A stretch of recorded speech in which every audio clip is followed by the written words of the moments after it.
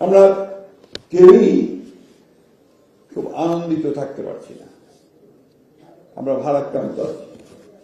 ভারাক্রান্ত এই জন্য যে আমাদের নেত্রী বাংলাদেশের অভিভাবক, এখন যাকে এখন বলা হয় এক কথায় the guardian of democracy of Bangladesh, আমাদের সেই মহান নেত্রী, যিনি কখনোই অন্যায়ের কাছে মাথা নত করেননি, দেশের স্বাধীনতার সার্বভৌমত্বের প্রশ্নে, গণতন্ত্রের প্রশ্নে কোনো আপোষ করেননি, সেই নেত্রী আজকে গুরুতর অসুস্থ অবস্থায় হাসপাতালে চিকিৎসাধীন আছেন।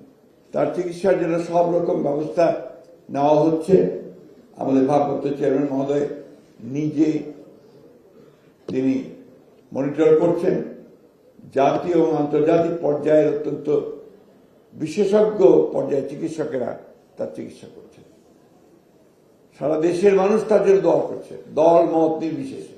আমরা বিশ্বাস করি আল্লাহর উপরে, আমাদের সেই বিশ্বাস যে আল্লাহ এত মানুষের যে দোয়া প্রার্থনা, তাকে সুস্থ করে দেওয়ার জন্য আল্লাহ নিশ্চয়ই তা কবুল করবেন। আমি এখানে যেটা দেখছি, আমরা ইতিমধ্যে অবহিত হয়েছি যে এই পরিকল্পনার মধ্যে আমাদের চেয়ারম্যান সাহেব এবং তার যে টিমটি নিয়ে তিনি কাজ করেছেন, অত্যন্ত প্রয়োজনীয় বিষয়গুলোকে দেশের জন্য সেগুলোকে তারা সামনে নিয়ে আসছে। যেমন আমাদের দেশের সমস্যাগুলো, প্রয়োজনীয় সমস্যাগুলো সেগুলোকে চিহ্নিত করেছে, সেই চিহ্নিত করে সেগুলোকে কিভাবে সমাধান করা যায়, কাজ করা যায়, সেই কল্পনাটা দিয়েছেন।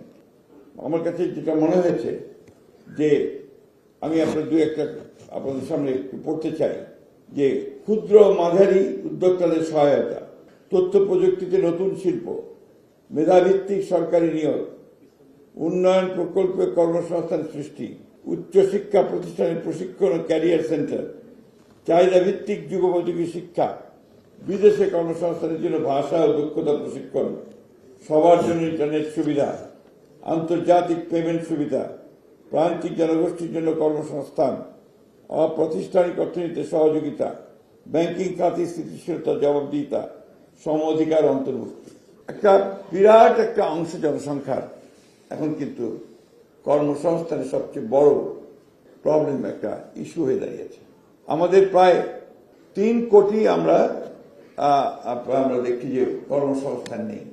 কর্মসংস্থান বলতে শুধু চাকরি না, অর্থাৎ তার কাজ করার জন্য যে সুযোগটা সৃষ্টি করা, সেই সুযোগ সৃষ্টি করার বিষয়গুলো আসছে।